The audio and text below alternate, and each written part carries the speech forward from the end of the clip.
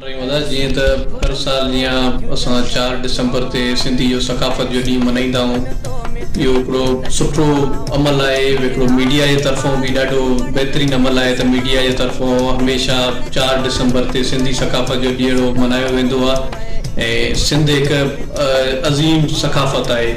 ईअं न आहे त हिकिड़ी सिंध डायनेस्टी आहे ऐं अज़ीम सकाफ़त आहे। हिन जो जेको टोपी आहे ऐं अजरक आहे उनजो ॾियारो जेको असां मल्हाईंदा आहियूं। इंशाल्लाह हिन साल बि असां भरपूर अंदाज़ में सिंध टोपीअ जो असांजो इहो ई पैगाम आहे त बिल्कुलु जेकियूं इहे बारिशूं थियूं हाली आहे उन में ॾाढो माण्हुनि वीचारनि जो नुक़सानु थियो। जेका ख़ासि करके जेको राहत तबिको हुयो उन्हनि जूं ज़मीनात जेको ॿिज हुयो, जेको सीड्स विधाऊं, भाण विधाऊं, उहो सभु ज़ाया थी वियो। उन्हनि खे नुक़सानु थियो ॾाढो। त असां इहा उमेद था कयूं त गवर्नमेंट बि उन्हनि जे लाइ कुझु बहितर इक़दाम कंदी। ऐं हाणे असां ॿुधो बि आहे त तव्हांखे जीअं ख़बर हूंदी सभिनी खे त गवर्नमेंट उन्हनि जे लाइ हिकिड़ो ऐलान कयो आहे त फ़ी एकड़ जे हिसाब सां 5000 रुपया जेको राहत तबिको आहे, जेको ज़मीनदार आहे जंहिंजी ज़मीना डैमेज थी वञे उहे एग्रीकल्चर डिपार्टमेंट्स वारा उन खां फॉर्म्स वठनि था।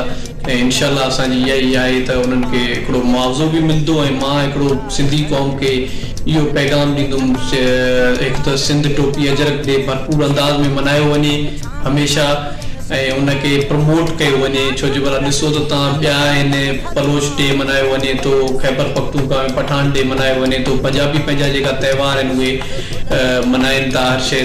त मुंहिंजी इहा ई उमेद आहे त उहे सुठे तरीक़े सां हर साल वांगुरु हिन साल बि सिंधी टोपी अजरक डे भरपूर अंदाज़ में शिरकत कंदा। ऐं मां उनखे इहा ई मैसेज ॾींदुमि त वधि में वधि उन में शिरकत कनि त जीअं हिकिड़ो नेशनल लेवल ते असां पंहिंजो जेको सिंधी टोपी अजरक डे आहे उनखे सकाफ़त खे असां पंहिंजी 4 डिसंबर ते सभु गॾिजी करे भरपूर अंदाज़ में शिरकत था कयूं। त इन ई मां इहा ई तवक़ो थो कयां ऐं उमेद थो कयां सिंधी क़ौम खां त उहे जेका बि असांजे सिंध में ज़्यादतियूं थियनि थियूं सिंधियुनि सां, ख़ासि तौर ते कराची में ऐं ॿियनि वॾनि शहरनि में सिंधियुनि सां ज़्यादतियूं थियनि थियूं त उन जे लाइ सभु सिंधी गॾिजी सॾिजी करे आवाज़ उथारनि ऐं उन जे लाइ को न को जीअं गवर्नमेंट उनखे नोटिस में आणे ऐं उनखे अॻिते गवर्नमेंट बि को इक़दाम खणे। छो लाइ सिंधियुनि सां खोड़ ज़्यादतियूं थियनि थियूं कंहिं कंहिं हंध ते।